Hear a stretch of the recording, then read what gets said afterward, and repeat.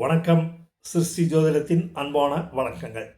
இந்த காணொலியில் 2026 ஒவ்வொரு ராசியினருக்கும் ஆண்டு பலன்கள் 2026 ஆண்டு பலன்கள் தனித்தனி காணொலியாக செய்து வருகிறேன். அதன் அடிப்படையில் சிம்ம ராசிக்கு இந்த ஆண்டில் ஆண்டு கிரகங்களான குரு, சனி, ராகு, கேது அவை சஞ்சரிக்கும் கோச்சார இடங்கள் மற்றும் மாத கிரகங்களான சூரியன், செவ்வாய், புதன், சுக்கிரன் அதையும் கருத்தில் கொண்டு நாள் கிரகமான சந்திரன் இவையெல்லாம் இணைத்து பார்வை, சேர்க்கை, ஆட்சி, உச்சம், நீசம், பகை, தொடர்பு, நட்பு, கிரகங்கள் பெரும் நட்சத்திர சாரம் இவற்றையெல்லாம் கருத்தில் கொண்டு ஆண்டு பலன்கள் 2026 ஆண்டு பலன்கள் நிர்ணயம் செய்யப்படுகிறது.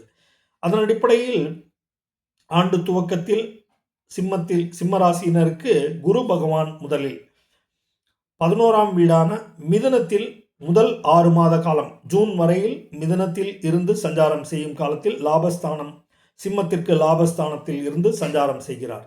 மேலும் மிதுனத்திலிருந்து சிறப்பு பார்வையாக 5ஆம் பார்வையாக 3ஆம் வீடான துலாம் வீட்டை பார்ப்பதாலும் 7ஆம் பார்வையாக 5ஆம் வீட்டை தனசை பார்ப்பதாலும் 9ஆம் பார்வையாக கும்பத்தை பார்வை செலுத்துகிறார். அங்கு ராகுவுடன் இணைந்து காரியமாற்றப் போகிறார். இதனால் உங்களுடைய லாபஸ்தானம், 3ஆம் இடமான தைரிய வீரிய ஆயுள் ஆரோக்கிய உப ஆயுள் ஆரோக்கிய ஸ்தானம், இளையவர் உதவி என்று 3ஆம் இடத்தின் இலாக்காவின் பொறுப்புகள் எல்லாம் இனி சுபிட்சமாகவும் நல்ல முறையிலும் இளைஞர்கள் உடன்பிறப்புகள் எல்லாம் உங்களுக்கு நல்ல ஒத்துழைப்பை நல்கி லாபங்கள், தொழிலாளர்கள் அவர்களுடைய இணைவு, சகாக்கள், பணிபுரியும் இடத்தில் அலுவல் சகாக்கள், இப்படியாக தொழிலாளர்கள், உதவியாளர்கள் அவர்களுடைய அனுசரணை எல்லாம் கிட்டி இளைய பெண் வர்க்கத்தினரின் ஆலோசனை, அறிவுரைகள் கிட்ட பெறுவீர்கள், உதவிகள் கிட்ட பெறுவீர்கள். எனவே துலாம் வீட்டை பார்க்கும் பொழுது இந்த மாதிரியான பலன்களும், மேலும் 7ஆம் பார்வையாக தனசு வீடு பார்க்கும் பொழுது அது சிம்மத்திற்கு 5ஆம் வீடாக வருவதால் குழந்தைகளின் நலன், குழந்தைகளின் சுப விசேஷங்கள், குடும்பத்தில் வாரிசுகள், குலதெய்வ வழிபாடு, இஷ்ட தெய்வ வழிபாடு, புண்ணிய தீர்த்த கஷேத்திர யாத்திரைகள், நதி நீர்நிலைகள் என்றெல்லாம் நீங்கள் சென்று பிரயாணப்பட்டு நிம்மதி தேடக்கூடும். 9ஆம் பார்வையாக மிதனத்திலிருந்து கும்பத்தை பார்க்கும் பொழுது அங்கு ஏற்கனவே ஆண்டு முழுவதும் ராகு பகவான் சஞ்சாரம் உள்ளது. குருவும் ராகுவும் இணைந்து உங்களுக்கு அதீத 7ஆம் பார்வையாக சிம்மத்திற்கு 7ஆம் வீடான கும்பத்தை பார்வை செய்வதால் கணவன் மனைவியிடையே ஒற்றுமை, கருத்து வேறுபாடுகள் நீங்கும். சிலருக்கு புதிய பிரச்சனைகள், சந்தேக எண்ணங்கள் ஏற்படக்கூடும். இது கோச்சாரத்தில் வரக்கூடிய ஒரு சில தடுமாற்றங்கள் என்று எடுத்துக்கொள்ளலாம். அந்நியர் தலையீடு அவற்றை விளக்குங்கள். வேற்று இன மொழி ஜாதி மக்களிடம் உத்தரவாதம், ஜாமீன் தரக்கூடாது. பணப்பிரச்சனைகளில் இருந்து ஒதுங்கி இருங்கள். தேவையில்லாத பிரச்சனைகள், சட்ட ஒழுங்கு பிரச்சனைகளில் சிக்கி தவிக்காதீர்கள். மேலும் ஜூன் மாதத்திலிருந்து உங்களுடைய 12ஆம் வீடான கடகத்தில் குரு சஞ்சரிக்கும் காலம், மோட்ச விரய ஆயுள் ஸ்தானம் கடகம் 12ஆம் வீடான ஸ்தானத்தில் சஞ்சரிக்கும் காலத்தில் அங்கிருந்து சிறப்பு பார்வையாக விருச்சிகத்தையும் மற்றும் மகரத்தையும் மீனத்தையும் பார்வை செய்யும். முறையே அது தலா சிம்மத்தில் இருந்து 4ஆம் வீடாகவும் 6ஆம் வீடாகவும் 8ஆம் வீடாகவும் வரும். எனவே போட்டிகளில் பொறாமை, திடீர் இடமாற்றங்கள், கடகத்திலிருந்து 9ஆம் பார்வையாக மீனத்தை பார்வை செய்யும் பொழுது அது சிம்மத்திற்கு 8ஆம் வீடாக வருவதால் மூத்தோர்கள் காரியம், தடுமாற்றங்கள், மருத்துவ செலவுகள், திடீர் விரயங்கள், இடமாற்றங்கள், பிரயாணத்தில் தீமை இப்படியாக நடக்கக்கூடும். எனவே குரு பகவானை பிரார்த்தித்து உயுங்கள். தட்சிணாமூர்த்தி வழிபாடு செய்யுங்கள். நவகிரகங்களில் உள்ள குரு பகவானை வியாழக்கிழமை தோறும் சென்று வழிபட்டு கிரகதோஷ தடைகளை விலக்கி முன்னேற்றம் காணுங்கள். மேலும் இந்த ஆண்டில் சனி கிரகம் மீனத்தில், அதாவது உங்களுடைய சிம்ம ராசிக்கு 8ஆம் வீட்டிலிருந்து ஆண்டு முழுவதும் சஞ்சாரம் செய்கிறார். அதன் அடிப்படையில் சனி சிறப்பு பார்வையாக 3ஆம் பார்வையாக ரிஷபத்தை, அதாவது சிம்ம ராசிக்கு 10ஆம் வீட்டை பார்ப்பதால் தொழிலில் இடமாற்றம், தொழில் மாற்றம், பதவி சிலருக்கு போகுதல் போன்றவையெல்லாம் நடைபெறக்கூடும். எனவே இருக்கும் பதவியை தக்க வைத்துக் கொள்ளுங்கள். பணி இடமாற்றம் தற்பொழுது செய்ய வேண்டாம். மேலும் சிறப்பு பார்வையாக 7ஆம் பார்வையாக தனஸ்தானத்தை பார்ப்பதால் குழுக்கள் வாங்கல், லேவாதேவி போன்ற விஷயங்களில் கன்னி ராசியான உங்களுக்கு தன குடும்ப வாக்குஸ்தானத்தை சனி கிரகம் 7ஆம் பார்வையாக பார்ப்பதால் பேச்சில் நிதானம், கோபப்பட வேண்டாம், புரிதல் நல்ல அவசியம் தேவைப்படும். கொடுக்கல் வாங்கலில் சிறப்பு கண்ணோட்டம் இருக்கட்டும். தெரியாதவர்களுக்கு கடன் கொடுத்து தவிக்க வேண்டாம்.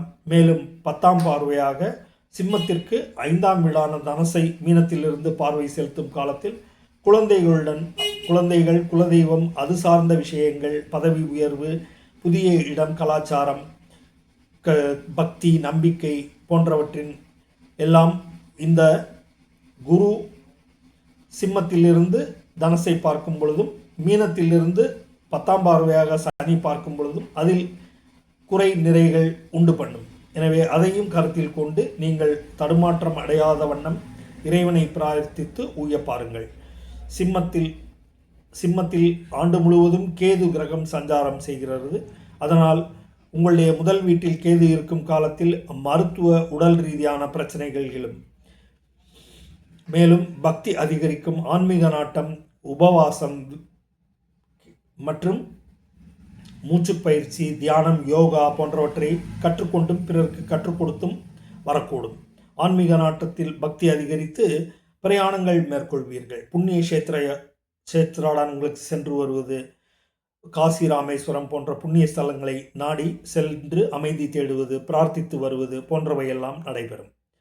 குரு கேது சிம்மத்தில் இணையும் காலத்தில் உங்களுக்கு பக்தியின் தாக்கம் அதிகரித்து உள்ளுணர்வு, சுய கட்டுப்பாடு, சுய சிந்தனை, பரிசீலனை போன்றவற்றையெல்லாம் மேற்கொண்டு ஆன்மீக நாட்டம் அதிகரிக்கும் வண்ணமும் உங்கள் செயல்பாடுகள், செயல் காரியங்கள் இருக்கக்கூடும். மேலும் ராகு உங்களுக்கு 7ஆம் வீட்டில் சஞ்சாரம் செய்வதால் இரவு நேர பிரயாணம், மருத்துவ அறிக்கை, உடல் பரிசோதனை, நண்பர்களிடம் எச்சரிக்கை, கணவன் மனைவி விட்டு கொடுத்து செல்லுதல், வியாபாரத்தில் இருக்கும் தடை தாமதங்கள், வியாபார சந்தை மற்றும் விரிவாக்கம், இடமாற்றம் போன்றவற்றிலும் நல்ல கவனத்துடன் நிபுணர்கள், அனுபவ ஆலோசகர்களை ஆலோசித்து முடிவு எடுப்பது சிரமங்களை குறைக்கும்.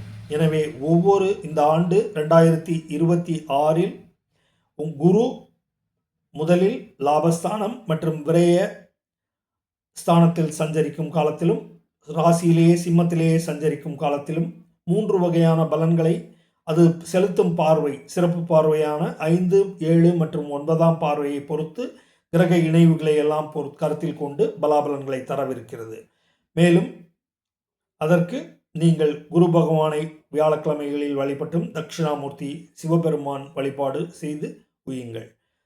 சனி உங்களுக்கு 8ஆம் வீட்டில் இருக்கும் சனி 3ஆம் பார்வையாக 10ஆம் இடத்தை பார்ப்பதாலும், 2ஆம் வீடான குடும்பத்தை 7ஆம் பார்வையாக பார்ப்பதாலும், 10ஆம் பார்வையாக 5ஆம் வீட்டு தனசை பார்ப்பதாலும் குடும்பம், குழந்தைகள் மற்றும் தொழில் வகையில் சிறு தடைகள் சந்திக்கக்கூடும். இருப்பினும் நீங்கள் சனிக்கிழமைகளில் சனீஸ்வரனை நல்லெண்ணெய் எள்ளு தீபமேற்றி வழிபட்டும், மாற்றுத்திறனாளிகளுக்கு உதவிகள் புரிந்தும் சனி தோஷங்களால் ஏற்படும் தடை தாமதங்களை விலக்கி முன்னேற்றம் காணுங்கள். மேலும் லக்னத்தில் ராசியிலேயே இருக்கும் கேது பகவான் உங்களுக்கு ஆன்மீக அறிவு, சுயம் சார்ந்த பரிசீலனைகளை ஊக்குவிக்கும். நல்ல புரிதல் ஏற்படும். ஆன்மீக நாட்டம் அதிகரிக்கும்.